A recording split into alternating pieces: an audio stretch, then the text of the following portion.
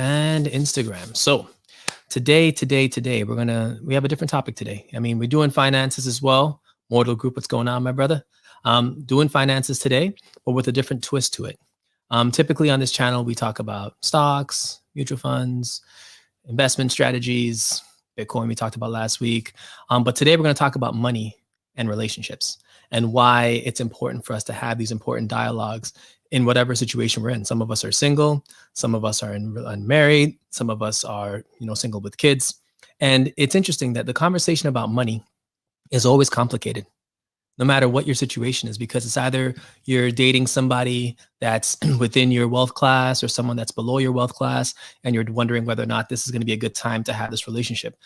So I thought it would be pretty cool to actually discuss that now and kind of go through some do's and don'ts, but also just some strategies for how to discuss finances with your significant other or just with yourself. If you're a single person just looking to build your own picture and just realize that, hey, if you're a single person, at some point, you're going to need to have that conversation, unless you want to be single forever, which is a Caribbean song about that. But if you find yourself in a relationship, even if it's a dating relationship, it's important to know what your stance is about money and how to have those conversations in a healthy manner. So without further ado, let's get into it. So right now we are simulcast on YouTube Live. So if you want to, click the link in my bio and you can see both the video content, which is what we have up here, as well as our screen. And we're going to be using that screen to kind of go over a few things when it comes to the finance side of this. So let's start off how we always start off with something good news.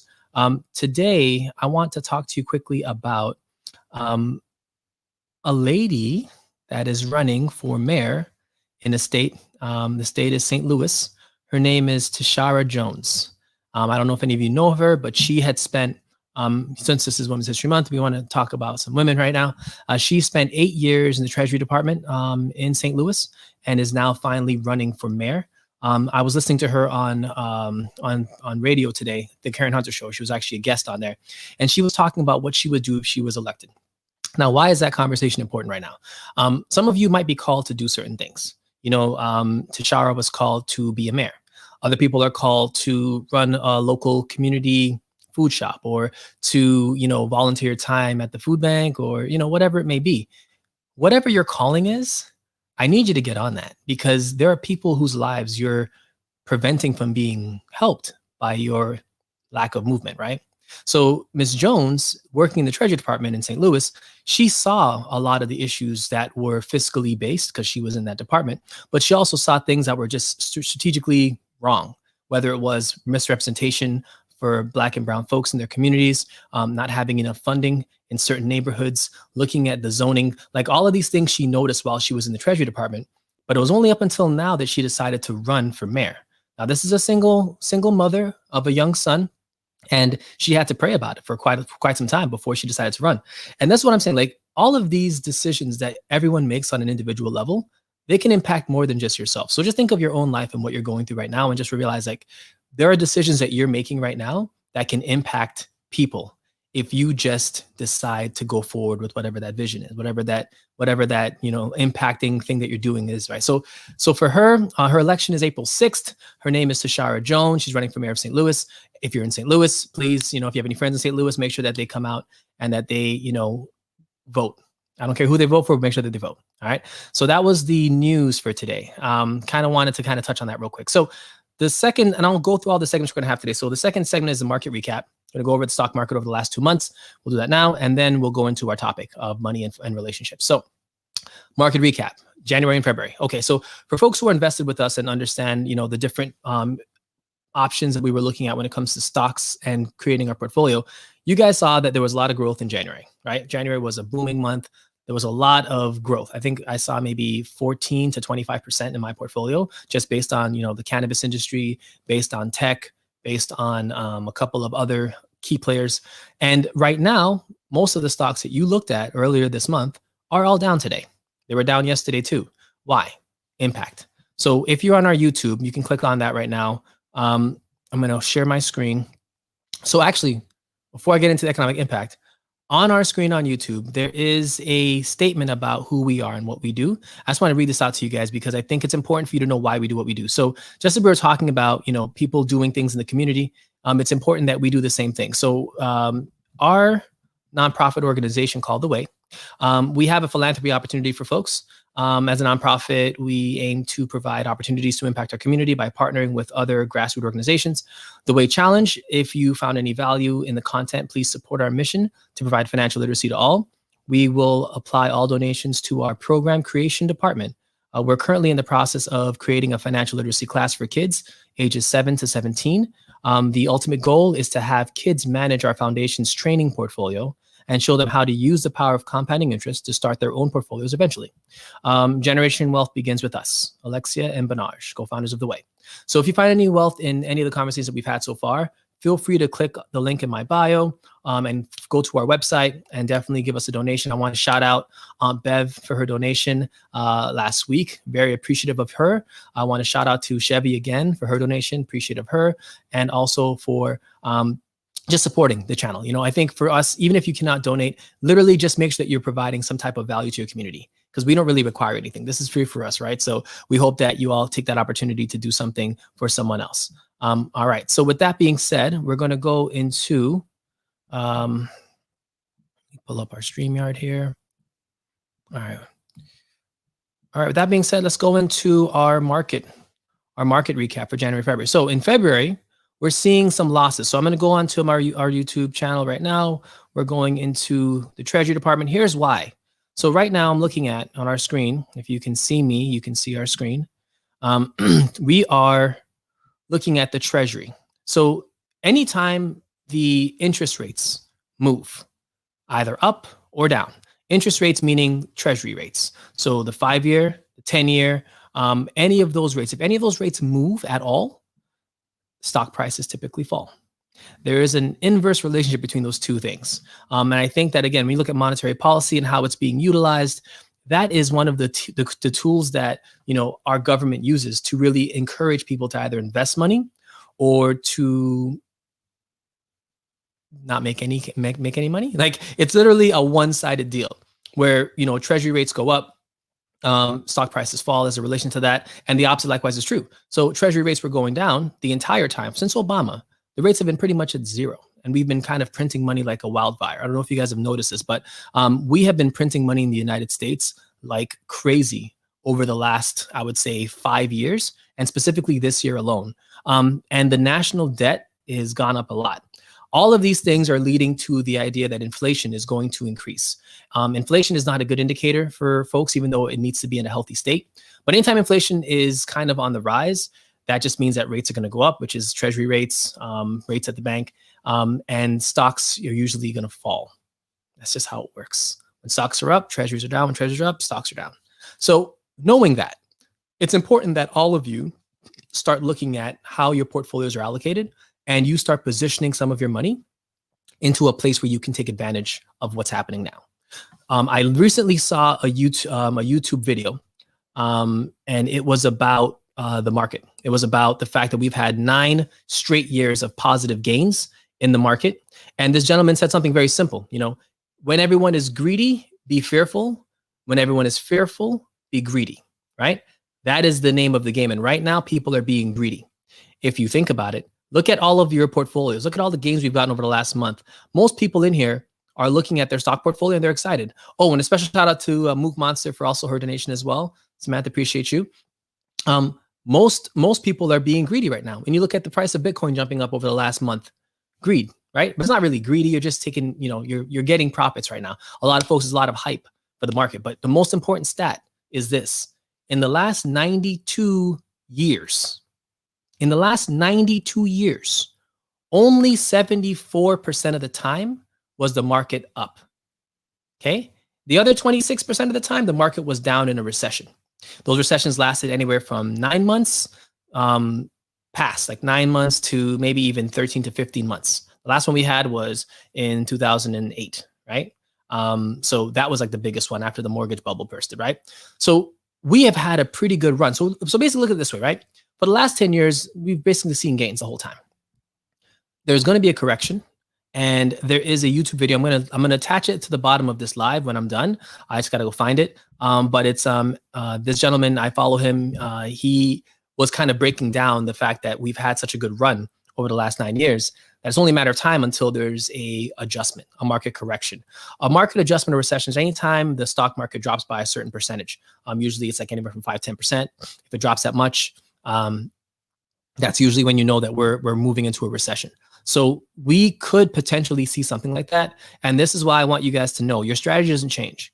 Okay, your strategy does not change. We've been talking about cannabis stocks. We've been talking about, taking advantage of the low prices right now because the market is going to increase. If you saw the actual post that I made, we were talking about the cannabis industry growing from 30 billion to 107 billion over the next 3 years. That's a real stat based on just economics of that industry, regardless of what, the economy is doing. So with that being said, I think that the cannabis industry might be able to be what saves a lot of your portfolios. And I know that there is a rush to being diversified and making sure that you have funds in different places. That way you can take advantage. So for example, today, if you had any gas stocks, whether it's BP Gas, Sunoco, WTI, all of those gas stocks were up today, right? Because again, usually oil prices and stocks, they usually they don't mirror each other. They usually move in opposite. So when stocks are retreating, oil prices are up. When oil prices are down, stocks are going up. So there are different portfolios that you can design based on just looking at the market and looking at the economy and making sure that you're always diversified in that way. I'm okay with that. But right now, I'm really focused on the low prices that are coming. So for you to take advantage of that, the most important thing to me is make sure that you have cash set aside, period, to purchase and to continue purchasing certain stocks as they drop. Because if we see a market correction right now, one that can be similar to the one back in 2008, you have to have cash. You have to have cash set aside. And let's look at it. In 2008,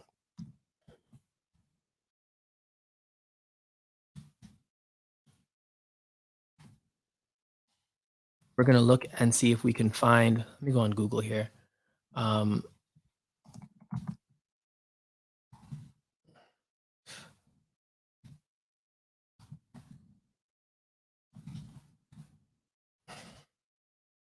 All right. So 2008, the last market crash occurred September 29, 2008. The Dow Jones Industrial Average fell 777 points in intraday until the stock market crash of 2020, which is the largest point drop in U.S. history. So basically, again, list of market crashes and bear markets. Boom. I don't like Wikipedia. It's not a real website, but we'll use it for our purposes right now. Whatever. Okay. Cryptocurrency crashed in 2018. Market sell-off in 2015. Chinese stock market crash. Boom. We don't care about that one. Stock markets fall in 2011. That one I remember. Intraday, the market declined 21%. The one that we really care about, though, is the one in September 2008. And this was for the mortgage-backed securities, right? Okay, cool. The reason why we have to be careful right now, and this is why the economic outlook for the next 3 months, I would say, is one where we have to be careful. The market is not considering everything right now. It's not considering interest rates going up. It's not considering inflation. It's not considering certain electoral positions that have to do with monetary policy and what their rules are going to be when it comes to certain equities like cryptocurrency, like all of the different laws that he's changing, that Joe Biden is changing for wealthy individuals. All of these things are in the works, but they haven't happened yet, right? As they start getting closer to these dates where they start knocking these deals in and penning down these things where they're going to be taxing the rich and turning cryptocurrencies into whatever and kind of going in, the stock market is going to fluctuate wildly, and it can lead to somewhat of a decline, a huge decline over the next 3 months. It can happen. Now, a catalyst for this, and I want to see how they deal with this. This is going to be my indicator to know if we're okay or not. What they do about mortgages in the United States is going to tell me everything I need to know about the next 6 months. If, in fact, that a lot of these forbearance to mortgages, if they don't have a way to actually deal with that, and that turns into its own type of bubble where folks who no longer have jobs because they were unemployed due to COVID, or they got sick and they lost their jobs, or they may have died, all of those things are going to impact a family's ability to pay for the expenses in their home, including their home. If their foreclosure rate starts going up, and again, and see how this is working. Interest rates are slowly climbing, right? So interest rates mean that if you want to get a mortgage right now, it's at the lowest time it's ever been. But if interest rates go up, then your mortgage rate is going to also go up. And if that goes up, your ability to pay for your mortgage is going to be harder because now you have to actually pay off a higher interest rate. All of this thing is setting up for a very big, potentially a whooping for a lot of Americans if this is not handled right by the government. So our prediction is this. If the president puts into place something that's going to protect homeowners so that they can actually refinance and not have that be at the mercy of mortgage lenders, we might have a shot. If that doesn't happen, what's going to happen is first, foreclosures are going to start coming. And when those start happening, that's going to affect the economy. It's going to affect people's ability to live and exist. Once that affects that, folks aren't going to be able to be approved for mortgages because, again, the rates might be too high and their income, if they've suffered any sort of COVID-related deaths or health issues, they're not going to be able to afford the new mortgage. So they're going to get kicked out of their homes, basically. And we're going to have a whole different situation, right? So for those who have a job, who have a mortgage, who have the ability to pay, who have their health, for you specific folks, start saving your cash. Okay? You heard it from me first. Start saving your cash and wait for the opportunity, because when the market does correct, all of the shares that you own are going to drop. Your values in your accounts are going to go from, 50,000 down to 20,000, maybe even 25,000, right? Maybe in half. That can happen. That's realistic. What that means for you is that you're going to buy all of those stocks that dropped. You're going to buy into all those positions so that when the market returns, which may take 6 months, 9 months, even 15 months, doesn't matter, but it's going to happen. Once that happens, you're going to make back all of your funding. Remember, it's all about accumulating more shares of stocks. So that's my market outlook, guys. So for me, I think it's looking grim over the next 3 months. The first 2 months have been great. People are getting greedy. That's when it's time to be fearful. And we just need to make sure that we're taking stock of, what shares we have, looking at our portfolios really closely and determining whether or not right now we want to ride out with these stocks. If there's a stock in your portfolio that you don't like, get rid of it right now. It doesn't make sense hanging on to that going into what's about to happen. So only go into this with stocks that you care about and that you can ride with for the next 3 years. You can ride with them for 3 years, get them out of your portfolio. You can buy them later. All right, cool. All right, so now let's get into our topic tonight. And I know we spent a lot on the market update, but that was a roughly 15 minutes. So we're moving and grooving here. Let me see if I have any comments in here. I want to say hi to some folks. Mr. Bohill, what's going on, brother? Black Jive, what's going on? Mook Monster, Vulgarity, Suno's Business, what's going on, sister? DJ Lucky, what's going on? Miss Daisy J, how are you? Miss C, Tice. Okay. Mr. Knight, what's going on, sir? JD, what's going on, man? Mr. Coleman, what's up? I will pin this. Okay. Pin comment. All right. All right, cool. Original, what's going on? And Chible, what's going on? How you doing? All right, cool. Okay, so now let's get into our topic. So today we are talking about how to approach finances in a new relationship.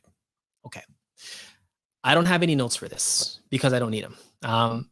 This topic is close to home for me just because, again, it goes to the premise of, sometimes you have to know for yourself what's good and what's not, right? When I was single, there was always the question of, are you dating somebody that's, equally yoked, right? That was something that growing up in the church, that's something that they always talked about. What does equally yoked really mean, right? It just means someone that has the same spiritual beliefs as you. Why was that important?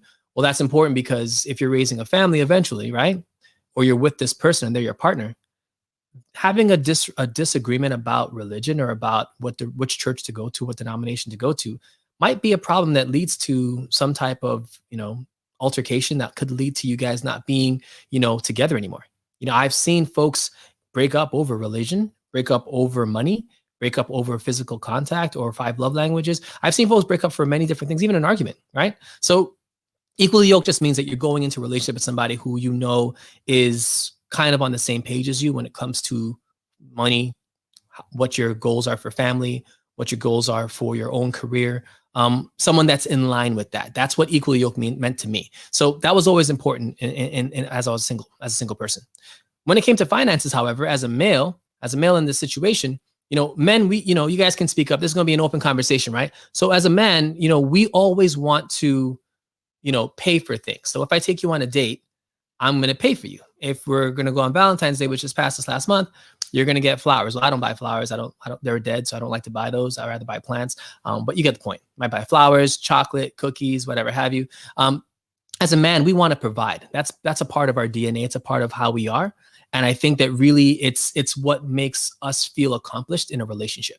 When we can actually do something for that person that we're with, that makes us feel good. Now, as a single person, I spent a lot of time earning money to then spend a lot of money trying to get time with whoever I was interested in, right?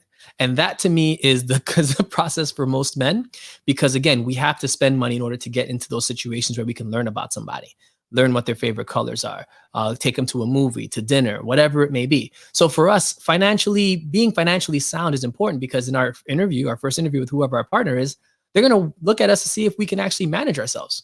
Can you take me out on a date? Are you able to afford if I order this steak or not?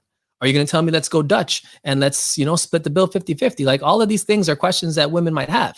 And for me as a man growing up, I was always taught to, if I'm taking you out on a date, that's my treat. Now, if you're taking me out on a date, you're going to pay for me. But in this case, if I'm taking you on a date, I have to have the money to do that. So for most of us, we had to make sure that we had our savings right, make sure that we had our credit cards ready in the event that our savings didn't work out. We had to have our money. As a single person, it's important that you start setting aside your financial goals so that you actually have the ability to not only just live your life the way you've been living it, but to also be able to provide whatever it is that you want to bring into a relationship with anybody else. It's really important that you have your own stuff set up, because if you don't, it can cause you trouble in the long run, right? Now, as for, if you are a person, so when you're having that conversation about money, in the beginning as a single person, it's kind of like they're just looking at you. They're observing how you move. If you're picking up the bill, if you're, giving them gifts, if you're, asking them, hey, no, put your purse away, I got this. Like, they're looking to see how you're moving as a single man in this society. So it's important for you, and you hear my door open up, it's important for you to know that if you're doing this, you've got to set it up in a way where you have the resources to be who you want to be in a relationship. Now, the second part of this is this. If you are, a single woman in this example, right? And I want women in the group to actually comment on this, because I kind of want to know what your take is. As a woman, when you're approaching the situation of someone trying to court you, right? How important is it for that person to come correct? Because most of the women that I know who are, professional women and have their education set up and, have provided for themselves, when they're looking at men, they're not really looking to have a man take care of them, really. They're actually looking to see if you're not going to take away from what they're doing. It's a very different dynamic right now in 2021. Like, women are definitely high, IQ wise and intelligent wise, they're the most, accomplished when it comes to that. So for me, I see them as, okay, and women, you can comment on this if you have a comment. How do you view a person coming to court you when it comes to finances? Do you care about the gesture of paying for dinner, buying you a rose, or, getting you a gift when you're not expecting it, or someone that you're dating saying, hey, you know what, let me take her to a movie? Like, how do you actually respond to that, right? That's a part of this conversation, because I think in the beginning, as a single person, money and relationships start with just showing. People just want to see what you're about. They're going to see what you do, and from there, they'll kind of make their judgments based on, what they see. And if it's a first date, for example, people are going to look and see, okay, how are you treating me on this date? Are you, making gestures about, like, I can't get the Chardonnay? Like, are you making gestures like I shouldn't be able to order what I want on this menu? Like, are you being cheap with this date, or are you actually like throwing it out there and letting me have a really good time, money not included, right? So, so thoughtfulness is nice, price is irrelevant, right? Okay, wonderful. See, so Chible, you're saying something. So basically, the thought is what counts, right? So if someone is on a date with you, then they bring you a rose without even telling you, and they say, hey, boom, here's your rose. Boom. You're going to say, hey, thank you for the rose. I don't care how much it costs. The thought of you even thinking about me is what I care about. So for you, it's not about the money, but it's about what the money purchased in order to give you as a gift. So from two perspectives, what I'm seeing is, for the woman in this example, they're saying, hey, I just like the thought. For the male in this example, he's like, you better have enough money to buy that damn rose to give it to her, right? So there are two signs that actually work in congruence. So as a single person, I think the first time that you see it, it's really just about the intention behind your money, but they're going to observe that. Any professional person is going to observe whether or not the person that they're with is able to actually manage what they're doing, because they don't want you to be fake. If you can't afford the rose, you better get a dandelion. Like, you better buy what you can afford, but don't try to be this thing. And this is the first thing for single people, I'll tell you. Don't ever play above your weight class when it comes to money in the beginning of a relationship, because whatever you start in the beginning, that's going to be the expectation that you set long term. And one thing I did with my current relationship, my wife, when we started off, I started off being completely transparent. I said, listen, this is who I am. This is what I can do. This is what I can afford. This is what I can't afford. This is where my money goes. This is where it doesn't go. So if you're going to date me, understand that this is how I am. I didn't try to like wow her with fancy things and Birkin bags and all this other stuff, which again may have been, really well gestured, but it wasn't me. And I think a lot of men run into this thing where they go into relationships pretending to be whatever they think the woman wants instead of just being yourself. Not everyone's for you. So if you're dating somebody who wants you to be a certain way and that's not who you are, wouldn't it be good to figure that out in the first date or in the first, couple of months dating somebody as opposed to getting married and then having to get divorced later? So our first perspective is, the first interaction on a date. When you're talking about money in relationships, it starts there. How you start that really will determine what happens going forward. So that's step one. So step two is, let's say that you are in a committed relationship, right? How do we start the conversation of finances in a committed relationship? Well, first of all, I hope you already had this conversation to begin with, but if you didn't, here's how you start. Yes, Janelle, I did say dandelion. They're a little bit less expensive. So here's how you start it. You really have to sit down with that person and say, hey, I know that we've been dating for a while, and this is just my opinion and what I think works. Ask the question. It's really important for you to start these conversations by creating a safe space. So when we're talking about money and finances, my thing is, if you want to start that conversation without creating a safe space, you're doing it wrong, because you never know what you're walking into, right? You might be going into a subject that is taboo for this person.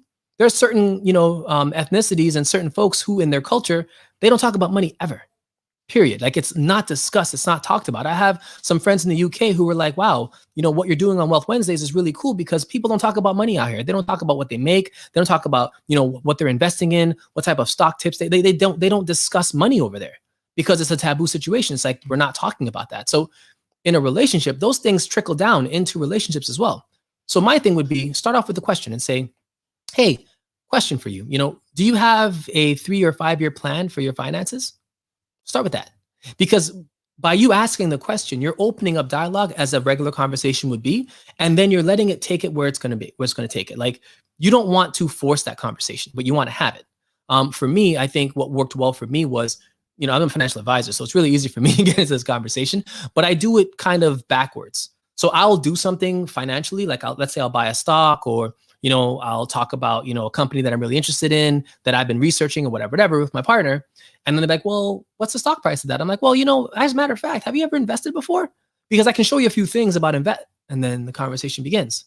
So we get into it because it's important to know what they think about their finances. You might be dating somebody who may not make as much money as you, or who may not have any financial literacy as you do. So all the things that you're picking up from Wealth Wednesdays, from your own personal research, from your own journey, you might have to share that with this person to kind of get them up to speed.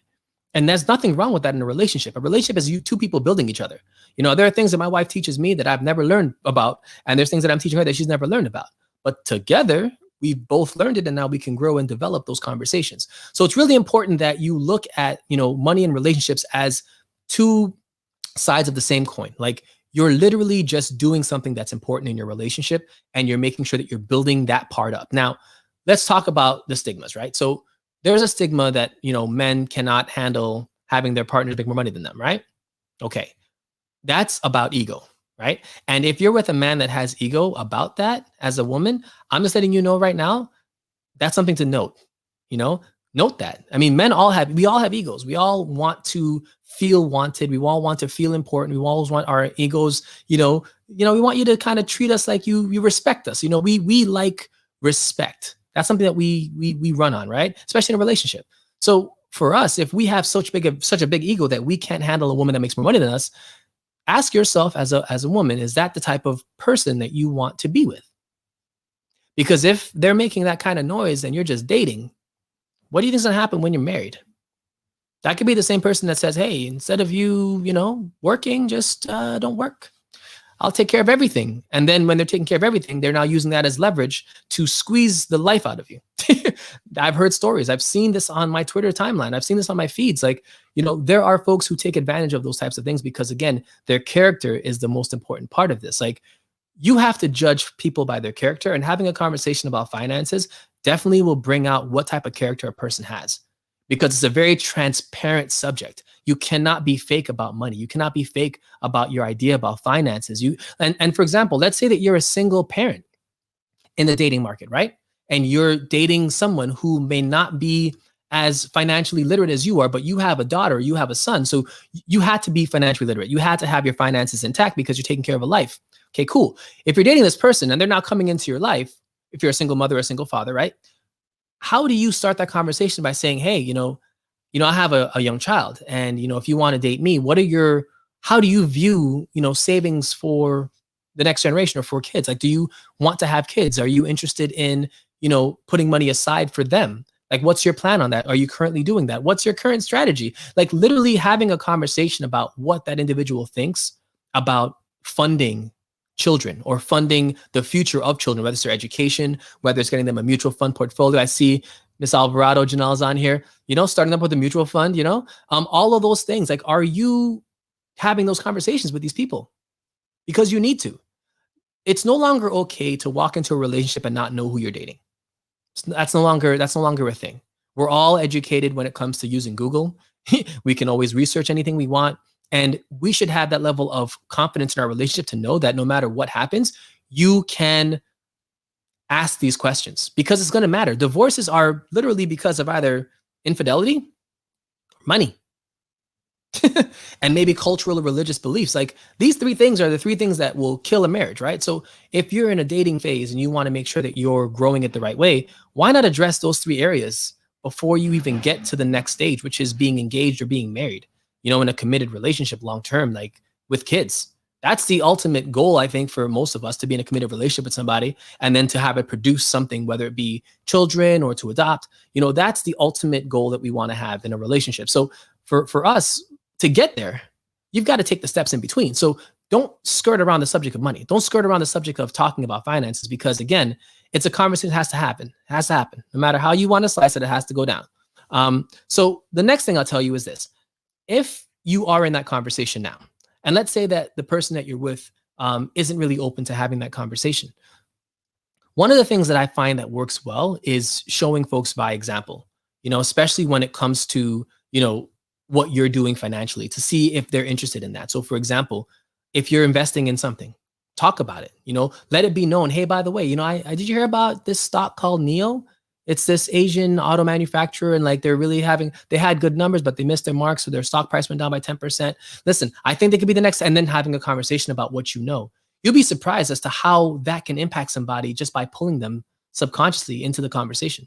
I always use that type of methodology when it comes to like talking about important things, because I want to kind of draw you in, give you some interest, and then when you're in there, let's talk about this. You kind of want to get them excited about it. Now so we talked about from a single perspective, we talked about from a single parent perspective. Let's talk about from a marriage perspective, right? How many of you are married and confident with your financial plan that you have as a couple?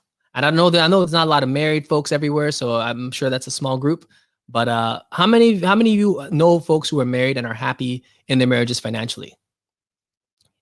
Okay, hold on, Janelle. What about when he pays for everything and makes all the plans, but then later brings up that it should be 50-50? See, that's the kind of nonsense that needs to not happen in 2021. If you're dating someone like that, run.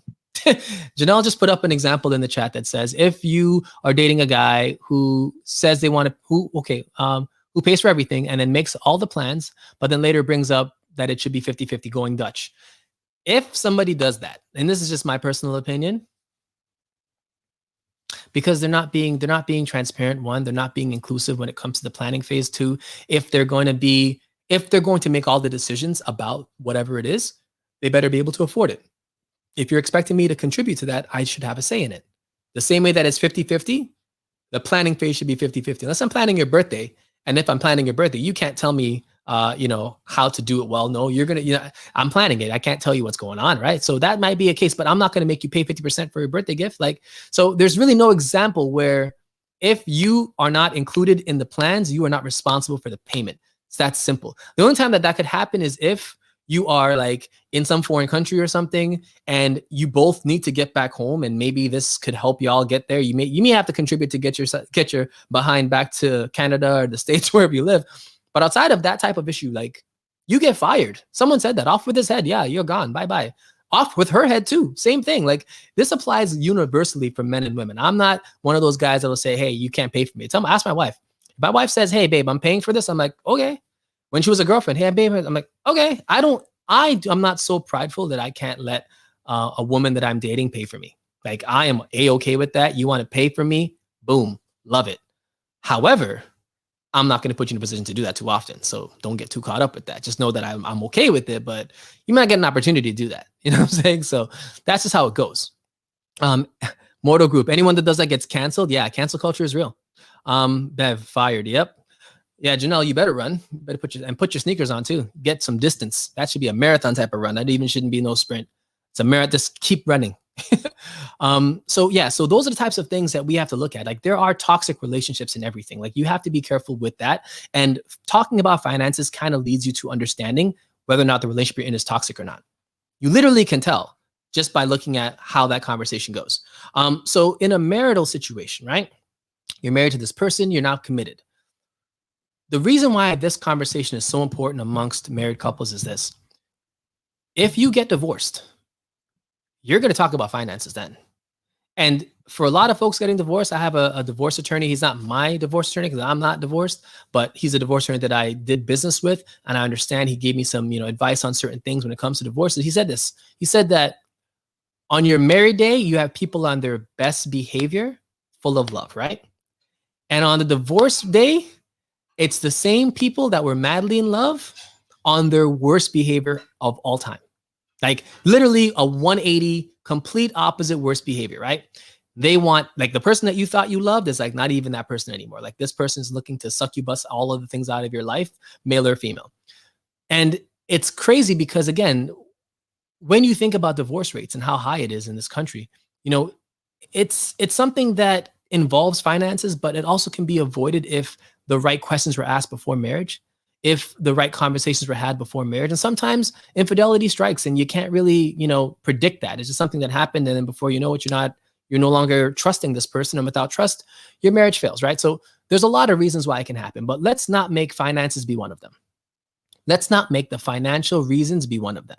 Let's ask the right questions during the engagement phase. Let's ask the right questions when we're fully married so that we can build the right way. And for all those folks who are engaged right now, who are joining on this call, understand this literally is about relationships and money. So I want you to tune in on this. Like, if you're getting married or close to getting married and you notice that you've talked about finances, but you haven't gone in. Like, for example, when my wife and I were engaged, we talked about whose health insurance is cheaper for us to go on. It turned out to being mine. So she jumped onto my insurance, stopped paying her premium. Therefore, she saved some money there. We talk about car insurance. Whose insurance is cheaper? Let's look at that. Because again, if you're paying, over $500 in insurance and I'm paying $60, chances are you might want to come under my policy, right? Because again, as we grow together, we need to earn together and we need to save together. So in folks who are in committed relationships, it works as well. But for married folks specifically, I'm talking about y'all. When you're looking to be married, it's important to have a conversation about what expenses you're going to have as a joint couple, because you're going to need to plan on ways to save that. Because every dollar you save as a couple, you can then invest that, whether it's in yourself, whether it's going back to school, whether that's in your next property, your first home, whatever it may be. You're going to be able to save a ton of money that you can then use towards maybe buying your first home. So think of yourselves as a unit. And as a unit, ask yourself, what ways are we spending that we can consolidate? Perfect example of this. My fiance, right? When we were engaged, I was like, okay, listen, how much are you paying for gas, for light, for cable, for rent? Asked her all those questions. I knew that I had a house. I'm like, okay, cool. Why don't we collectively save some money right now? It might make sense for you to drop your rent payment, drop your light payment, I'm paying for cable, I'm paying mortgage, I'm paying light, I'm paying all those things. We're both paying these utilities, but I'm staying by you a lot. You're staying by me a lot, but we're paying two bills. That doesn't make sense to me. So why don't we cut that down to one budget and all the money that we're saving, throw that into our stocks, throw it into our investments. And that's exactly what happened. A year later, boom, we now have one light bill, one gas bill, one water bill, one cable bill. That's a savings of like $3,000 easily in a month that now we can just put towards whatever the hell we want to put it towards. And when you're building a kingdom marriage, as I call ours, like, you want to make sure that you are thinking about your marriage as a business. Like, it's a literal business, because once you get married, it's a business. There's a contract that's written down and you are now a part of this collective, whether you like it or not. And most of us don't sign prenups because, again, you're basically saying, I don't think this is going to work, so let me just sign this anyway. What the hell are you doing? Like, you better go into this knowing that you better solve all those problems. This is a business. You don't want your business to fail. right? So going into the marriage, it's important that you look at all of the different expenses that you have as individuals and then look at them collectively and say, okay, how do I continue to make sure that all of these bills and utilities, if we can consolidate them, we're doing that and that we're actually aware of what that looks like. Because again, my wife and I made different amounts of salaries. Like her salary was actually higher than mine. So for me, it's like, okay, you're coming in with this very high salary. I'm making a good living as well. Let's see how we can then benefit each other, you know? Just because you're making that doesn't mean that you have a better health insurance. I got the better health insurance, so you come on mine. Or hey, you are doing this, so I want you to take over this payment for me because I need help in this area. Like, there are certain things that we were able to collaborate with because her success was my success. My success was her success. For us, our first goal was I wanted her debt free. I'm like, listen, you came to me, I'm a financial guy. I have a lot of debt in my name because I have a mortgage, whatever. You don't have any of those things. I want your credit score over 700 before the end of the year. That was it. And she was like, bet, done. So our whole strategy was we are going to get your credit score over 700 plus, and you're going to have zero debt when we're done. That didn't help me directly, but remember, you're married. So whatever helps her helps you. Whatever helps him helps you. Like, you're going to win if the other person wins. So, for me, it was important for us to get that lesson early in our engagement so that when we got married, we didn't have to learn anything new. Like, my biggest thing, y'all, is this. Don't practice below your level. When you're practice like it's the game. Practice like you're in the game. You're dating like you're married. You are engaged like you are married. You have to think the way that you want to be so that you can continue to be that long term. For the people that I've dated, like, I honestly was like husband material. Like, I always thought that way. I'm like, yo, if I'm dating this person, I'm going to treat them with the most respect. I'm going to try to build them up. I'm going to try and do what I can because as a husband, I'm going to be required to do this. So why not practice now? And granted, I wasn't great at it in the beginning, but 10 years later, it was like second nature. I didn't have to think twice when it came to my fiance. I'm like, okay, we're engaged. Listen, you want to get married tomorrow? We can. I'm ready. Like, whatever is clever because I've been practicing that skill set. And as a wife, same thing. Like, you're no longer a girlfriend. You're a fiance. You're about to be a wife. Like, even if you're single and you're looking to get married and you're looking to have a partner, you're looking to get those things. Like, I need even the women on this conversation to think of yourselves. How are you going to contribute to a marriage? What are you going to bring to the table? And not just financially, but literally emotionally.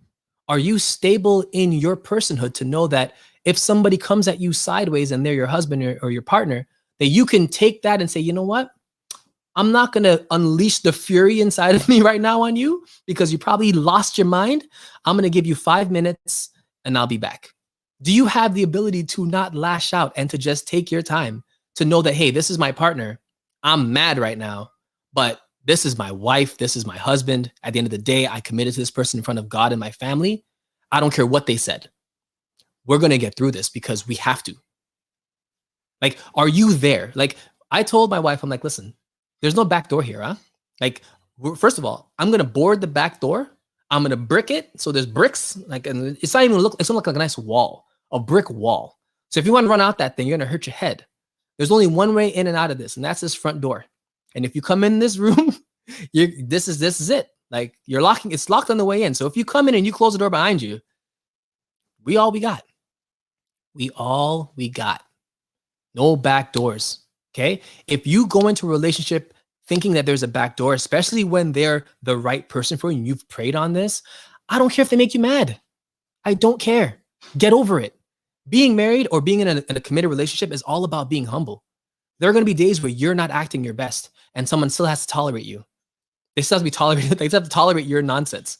And there's days where I'm not at my best and I'm going to have to be tolerated by. You have to tolerate me. Like, I'm wilding right now. Cool. Tolerate my wilding. Because I'm going to come around eventually. Give me 5 minutes. Let me cool down. And let's have a conversation because something you said triggered me. And I'm upset about it. Have you learned to communicate? There are books I'm going to tell you about that I want you all to read. If you are engaged, read this book. If you are married, read this book. If you're single, read this book because it applies to everybody. It's called Crucial Conversations. Crucial Conversations. It is a book and you need to own it. And not only do you need to own it, but you and your partner both need to read it. I believe in having a unification of education when it comes to marriages and relationships of any kind. If I know something about how to deal with an argument that you don't know about, I need you to be on the same page as me because when we argue, we're going to argue with the rules. These are the rules we're going to live by here. So Crucial Conversations it talks about how to create a safe space to argue. because arguments and disagreements will happen, whether it's with your partners, with your coworkers, with your boss, with your family members, doesn't matter who. How do you handle those conversations matters most. And my sister's on here, she'll tell you, her and I have gotten into physical fights when we were kids, right? All because we're hot-headed. Like we're Nigerian and Trinidadian. Like, what do you expect to happen? Like, you're putting in oil and flame. What happens when oil and flame hit? Like more fire, right? More fire. So my thing is, that's how we are. We were always that way. But as we got older, we realized the reason why we butt heads so much is because we're similar. We're passionate about everything. So when we're passionate about things, sometimes it comes across to your partner as, why are you being confrontational? Why are you coming at me, son? Like, what do you say? Like, sometimes it comes off that way, but this is where the maturity comes in and the educating of yourself. Now, my sister and I don't argue that way ever. Like right now, we'll have disagreements and we'll just talk through it. Why? Because we're both able to have conversations and disagree and still be in accord with each other. Like, we have to get to a space where we're not using righteous indignation as our go-to. What is righteous indignation? That's when you feel obligated to correct some sort of moral wrong. Someone wronged your ethics or your personhood, or someone did something that was justifiably bad. And you said, oh, not today, devil. And you now take that same energy and you lash out on them, whether it's physically, emotionally, verbally, whatever. You let them have it. Righteous indignation. There is no place for that in a marriage. There's none. Regardless of how justified you think you are, if you want to then lash out at your partner because of that, all you're doing is sowing seeds of contempt that's going to ruin the relationship with the person that you love and that you committed to in front of God. There's no space for it. And even for those who want to be righteously indignant, it's cool. I understand it. I mean, that's the same type of energy that if I see someone beating a girl in the street, a black woman in the street getting beaten down by some stranger, I'm coming to her aid and I'm going to dub that person. Put me in jail, I'm fine. I'll get out eventually. And when I'm done, everyone will know that it was something that I did to protect our queens. I'm not out here looking at people doing foolishness and not doing something. That's righteous indignation. It's like you are obligated to do something. Okay, cool. Outside the home, it's fine. Inside your marriage, there's no place for that. None. And I'll tell you right now, I'm not perfect. My wife isn't perfect. We have our arguments and our disagreements, but guess what we always do? We talk through them. We talk through them. And at the end of it, we have some sort of, okay, so now that we've done this, let's move forward with this in mind. Okay, so I understand that you felt this way when I said that. I'll try not to say that anymore. And then you did this when I said that, and that was your reaction. So I'm not going to hold it to you, but please in the future, don't react that way, because you're too great. Your grace is being impacted by you reacting that way. Sometimes we got to look at how our grace is impacted. And there are times where I get disrespected and I get rude by people, in my workplace, and what I do is I just say, you know what? If I respond the way that I righteously, indignatedly want to respond, I'm lowering my own energy. Like, I'm literally going to a place that I don't need to be. Like, your peace is contagious. And even if someone else is upset, it takes two people to have an altercation. Two. So if I'm chill, there's no altercation. It's you wilding out, looking crazy. Be that person. And in the relationship, it changes. So sometimes it's my wife, sometimes it's me. But we have a rule. And the rule is we both can't be mad at the same time. Like, we both can't be that mad at the same time, regardless of what it is. Like, if I see her getting wild up, I'm like, honey, I'm gonna wait on this. We're gonna have this talk when I get home. We're gonna talk a little bit about it when you calm down. Like, we're not doing this right now. I'm gonna chill. I'm gonna back out. Cool. If it's me, I go in and she's good. She's like, oh, really? Mm-hmm. She's just like quiet, silent. She's pissed off inside, but she's like, mm-hmm. Oh, honey, really? Well, you said a few things that I'm gonna address, but I'm gonna wait until you're done. Mm-hmm. And her face doesn't look upset. She looks like stoic, like she's like got a poker face or something. I don't know how she learned that. Maybe from her parents. I don't know, but she got it. So when I'm wilding out, she's just looking at me like, and I'm like, okay. So, and then I get off because I don't take long. I go up and then I calm back down pretty quickly. And then she goes in. And then the roles are reversed. And now I'm listening to her getting into her space. And I'm like, oh, I said that. Didn't mean that. Oh, that's how you took that? Oh, snap. That's a relationship though, y'all. That's how it works. At the end of it all, though, we leave it with an understanding that no matter what happens, we're going to disagree, but we're going to get through it because we're going to respect each other and love each other through it. There are times where you don't feel like you're being heard. And I'm talking to the women right now. There are times where in a relationship, you don't feel heard. Like, your voice is small. You're saying a lot of things, but you don't feel like it's coming across, whether it's because you didn't see change behavior, whether it's because it wasn't acknowledged the way you wanted to be acknowledged. I get all that. I think that it's important that when you are in an altercation, and Crucial Conversation will teach you this, you have to know that there are certain things that one conversation will not get across, and you may need to have a second one or a third one. But the most important part and how it's going to get across is making sure that you've set the boundaries and you've set an environment where learning can happen. It's called creating a pool of shared meaning. Okay. What does that mean? It's when you both understand that there are some things that you're going to be adding to this shared pool of knowledge where no matter what happens, we're always going to go back to this pool.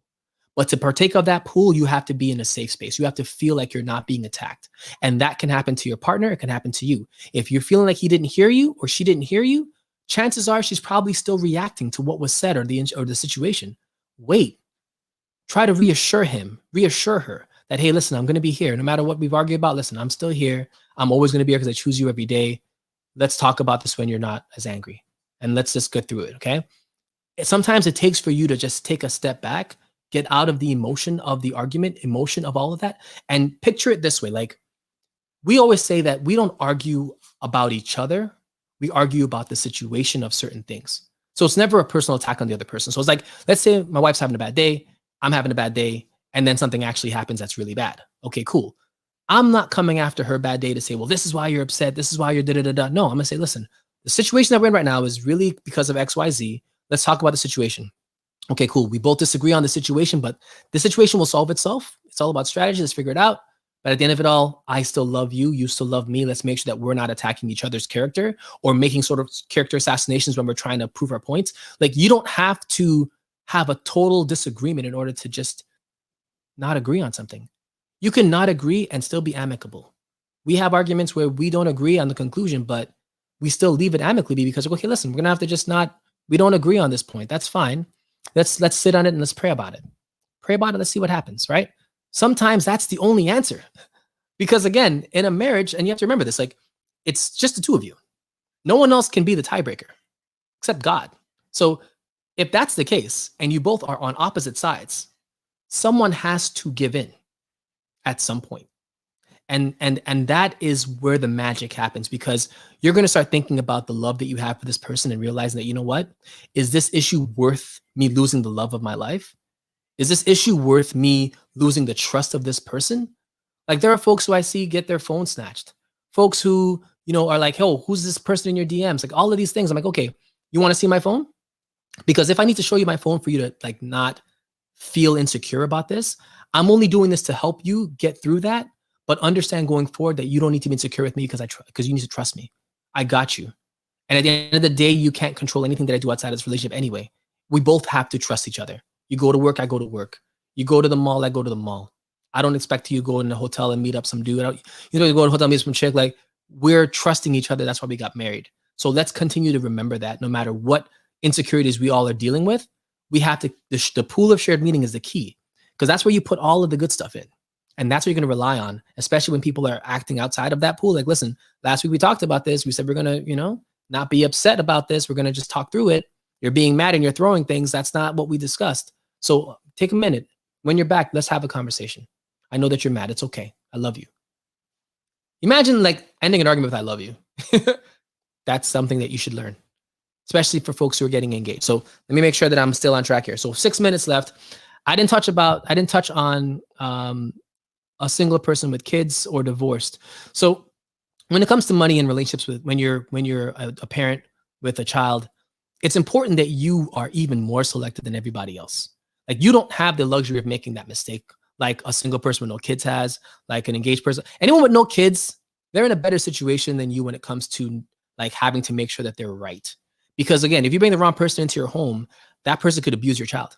That person could do things to your child to mentally scar them for the rest of their lives. So it's like, your questions have to be very specific. You have to make sure that you're letting them know upfront, listen, I have a young child. You're trying to date me. What are your feelings about my child?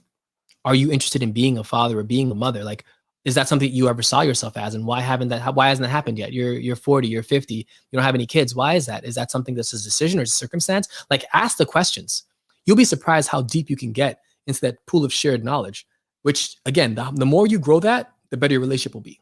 So for folks like my wife and I, like, our pool of shared meaning is so big that there's nothing that's not in there. Like, everything's in there. We've talked about so many things. In the beginning of a relationship, we talked for like hours on end about every scenario, subjects, all kinds of stuff. And now what's happening is we're going back into the pool and adjusting and editing things and taking it out. Like, oh, well, when I first married you, I didn't like this, but now I do. So let's put this in, let's take that out. Like, you're always adding and subtracting from this pool, but understand that it has to be created in a safe space. It's got to be truthful. It's got to be honest. And if you're doing that, you're going to have a successful relationship. So for the parents who are single parents who are like divorced or, just single parents raising kids, when it comes to money and finances, you don't ever want to be reliant on somebody's finances to take care of you and your child. I don't care who it is, what it is, when it is, how it is. That is not a safe situation for you at all, because you are potentially putting yourself in harm's way when it comes to being manipulated, when it comes to being taken advantage of. That's for men and women. And then you're at the mercy of this person. If they start abusing your kid and now you're relying on them for food and shelter, what are you going to do? Go to an actual shelter? Subject your kid to that? Like, you're not doing that. So now you're going to be in an abusive relationship that you can't leave because you have no money. That makes no sense.